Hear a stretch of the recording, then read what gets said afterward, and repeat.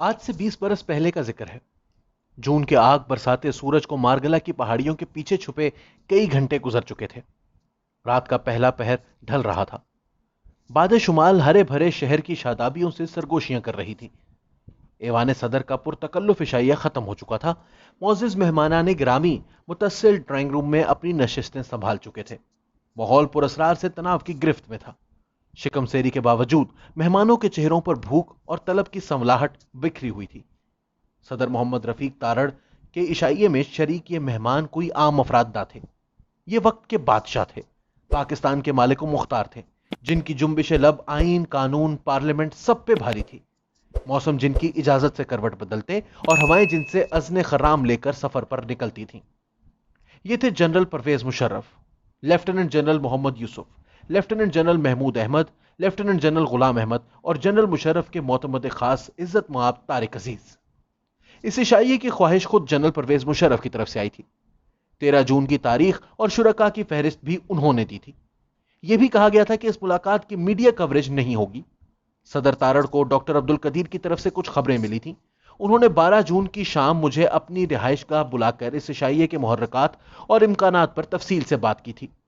बतौर press secretary मेरा इस इशाइये से कुछ वास्ता ना था, सो मैं 200-300 मीटर दूर सदारती कॉलोनी में वाकई अपनी रिहाइश गाह में बैठा इशाइये की कोख से फूटने वाली अनहोनियों के जायचे बुन रहा था। मेहमानों ने कनखियों से एक दूसरे की तरफ देखा।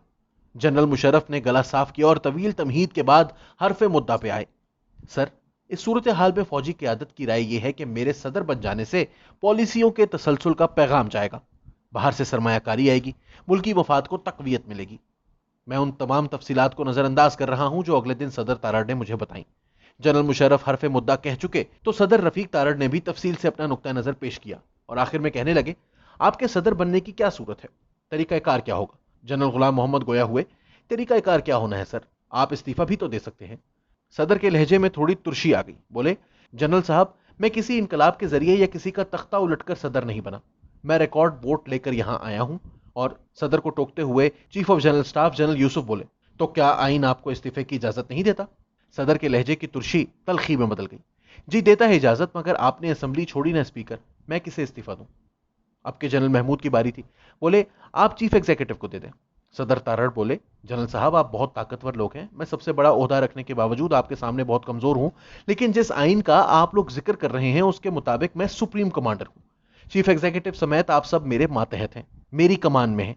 आप ये कह रहे हैं कि मैं अपने मातहत की खिदमत में इस्तीफा पेश कर दूं। तारिक अजीज बोले, सर, कोई तरीकाकार तो निकालना होगा ना। सदर ने कहा कि तरीकाकार निकालना मेरा नहीं, आपका दर्द सर है।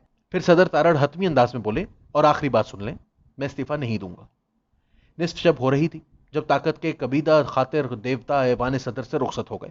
अगली सुबह में सदर तारड़ के दफ्तर में बैठा इनसे ये रुदात सुन रहा था कि military secretary general Rashid Mahmood, जो बाद में जनरल और joint chiefs of staff committee के चेयरमैन बने, ने बताया कि जनरल महमूद मिलना चाहते हैं। सदर ने कहा, बुला ले। जनरल महमूद ने वाज़ेह पैगाम दिया, जनरल परवेज मुशर्रफ दौरे भारत से पहले 20 जून को सदारत का हलफ ले रहे हैं, बेहतर होगा कि आप इस्तीफा दे दें। सदर ने इनकार कर दिया। 20 जून की सुबह ही से सदर की रिहाइश का समेत पूरा ऐवान सदर मुहासरे में ले लिया गया था। हमारे बच्चे स्कूलों कॉलेजों को ना जा पाए। इस कम नसीब सुबह का आगाज चीफ एग्जीक्यूटिव के दफ्तर से जारी होने वाले एक फरमान से हुआ, जिसे चीफ एग्जीक्यूटिव ऑर्डर नंबर 2 बराए 2001 कहा गया। हुक्म सादर हुआ कि the person holding the office of the president of Islamic Republic of Pakistan immediately before the commencement of the proclamation of emergency amendment order 2001 shall cease to hold the office of the president with immediate effect. Emergency तरमीमी order 2001 के इजरा से फौरी कबल इस्लामी जमहूरिया पाकिस्तान के मनसब सदारत पर फाइज शख्स फौरी तौर पर अपने ओहदे से फारिग समझा जाएगा। इससे मुतसिल एक दूसरा फरमान चीफ एग्जीक्यूटिव ऑर्डर नंबर 3 बराए 2001 जारी हुआ। Upon the office of the President becoming vacant for any reason whatsoever, the Chief Executive of the Islamic Republic of Pakistan shall be the President of the Islamic Republic of Pakistan. चाहे किसी भी वजह से सदर का ओहदा खाली हो जाने पर इस्लामी जमहूरिया पाकिस्तान का चीफ एग्जीक्यूटिव इस्लामी जमहूरिया पाकिस्तान का सदर बन जाएगा। इतनी सी बात थी। सदर रफीक तारड़ न जाने क्यों सबसे ज्यादा वोट लेने, वफाक की अलामत और सुप्रीम कमांडर होने की तावीलात में उलझे हुए थे।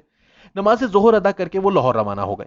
सरे शाम ऐवान सदर की एक पुरशिकवा तकरीर में चीफ जस्टिस इरशाद हसन खान ने एक हाजिर सर्विस वर्दी post general chief of army staff और chairman joint chiefs of staff committee से सदर इस्लामी जमहूरिया पाकिस्तान का हलफ ले लिया। انہوں نے کوئی استفسار نہ کیا کہ منتخب صدر کہاں ہیں، یہ عہدہ کیسے خالی ہوا، ایک باوردی جرنیل کیسے صدر بن سکتا ہے۔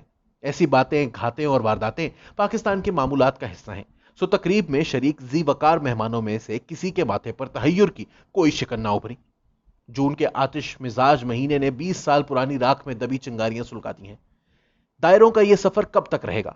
کیا ہم مستحکم آئینی و قانونی ڈھانچے اور معتبر نظام قانون و انصاف کی شاہراہ مستقیم کی طرف لوٹ سکیں گے؟ مہذب ممالک میں دستور کو متبرک دستاویز خیال کیا جاتا ہے۔ عدل و انصاف اور امور ریاست کے تمام دھارے اسی سرچشمے سے پھوٹتے ہیں۔ آئین شکنوں کے پاس ہمیشہ ملکی سلامتی اور قومی مفاد کی دلیل ہوتی ہے۔ ترازو بدست قبیلہ رضاکارانہ گرم جوشی اور خوش دلانہ خود سپردگی کے ساتھ اپنی زنبیل سے نظریہ ضرورت کی سبز چادر نکالتا اور آئین کے مزار پر چڑھا کر آئین شکنوں کے دربار میں چا کھڑا ہوتا ہے۔ یہ قوم 7 دہائیوں سے وسیع تر قومی مفاد اور نظریہ ضرورت کے 2 پارٹوں میں پس رہی ہے۔ میں نے تو کل کی کہانی بیان کی ہے۔ 1953 میں نیم مفلوج گورنر جنرل غلام محمد نے طاقت کے دیوتاؤں کی آشیرواد سے وزیر اعظم خواجہ ناظم الدین کو کھڑے کھڑے گھر بھیج دیا تھا۔ خواجہ صاحب جب کف در دہن غلام محمد کی گالیاں کھا کر نکلے تو اپنی ٹوپی وہیں بھول آئے۔ وہ ٹوپی اور آنے والے کئی وزرائے اعظم کی ٹوپیاں، دستاریں اور دوپٹے غلام محمد کے روحانی ورثاء کے مال خانے میں پڑے ہیں۔ آج کے انقلابی دور اور عہد انصاف میں بھی کسی کی جرت نہیں کہ وہ آخری آئین شکن شخص کا احتساب کرے، اس کے اربوں روپے کے کھاتوں کی منی ٹریل مانگے، اس سے آمدن سے زائد اثاثوں کے بارے میں کوئی سوال پوچھے۔ کوئی مائی کا لال اس کی املاک نیلام نہیں کر سکتا، مجال نہیں کہ کوئی اس کے ریڈ وارنٹ جاری کرائے۔ اس کے باوجود ہز ماسٹرز وائس والے کالے توے کی طرح صبح و شام ایک ہی راگ الاپا جا رہا ہے کہ احتساب سب کا ہوگا، قانون سب کے لیے ہے، ہر ایک کو عدالت کے کٹہرے میں کھڑا کرنا ہوگا۔ احتساب کی تلوار سے صرف حریفان سیاست کے سر قلم ہو رہے ہیں، تازیانے صرف انہی کی پیٹھ پر برس رہے ہیں، قرقیاں اور نیلامیاں انہی کی املاک کی ہو رہی ہیں، اور اس سب کچھ کو اپنے نامۂ اعمال کا حسن سمجھا جا رہا ہے۔ جب تک آئین بے توقیر ہوتا رہے گا اور جب تک ہم قانون و انصاف کے اس دوہرے، دوغلے اور دو منہ والے افریت سے نجات نہیں پاتے، دائروں کا سفر جاری رہے گا۔ ہم انہونیوں کے تلاطم میں گھمن گھیریاں کھاتے رہیں گے۔